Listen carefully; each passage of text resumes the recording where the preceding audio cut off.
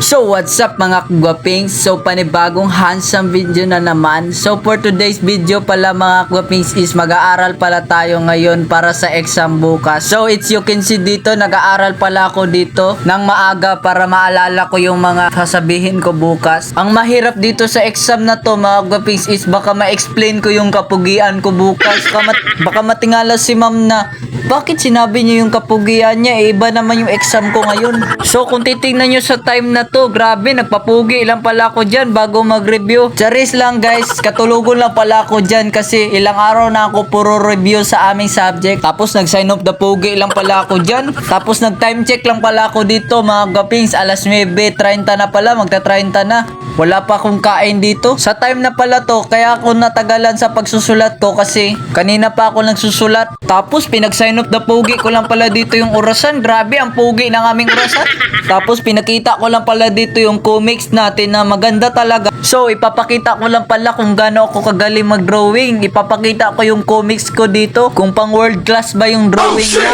It's you can see dito mga guwapings, pinakita ko na pala dito yung aking din drawing. Cartoon anime pala tong aking drawing. Naruto, ninja style. Papakitaan ko kayo. Tignan nyo yung drawing ko dito. Ang ganda talaga. Parang ano talaga yung animator yung nag-drawing. Parang original talaga yung nag-drawing.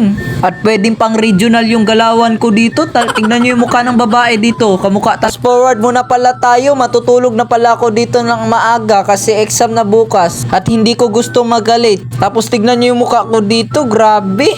Hay, Daniel Padilla, Pinoy version. So, matutulog na pala ako dito. Hindi ko gusto magkalit bukas at hindi ko gusto magka-offense. Matutulog na ako. Bye-bye.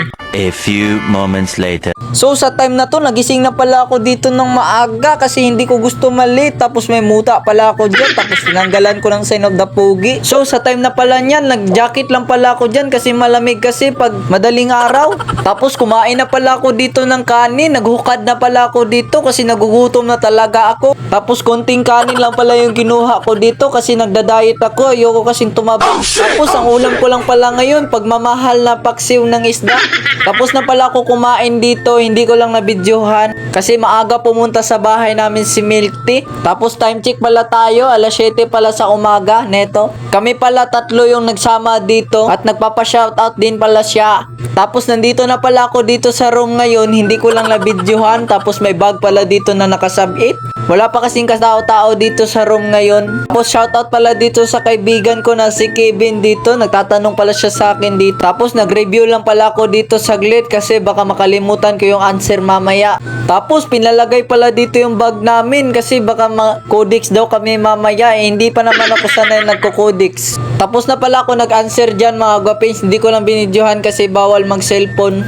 Nag-a-answer lang pala yung classmate ko dito kasi hindi pa siya tapos mag-exam. Tapos ano bang ginawa niya dyan? Nag-codex lang pala dyan sa test. So mga guwapings, humana pala ako dito nag-exam mga guwapings. Tapos may ginawa pala ako dyan, nag-sigma.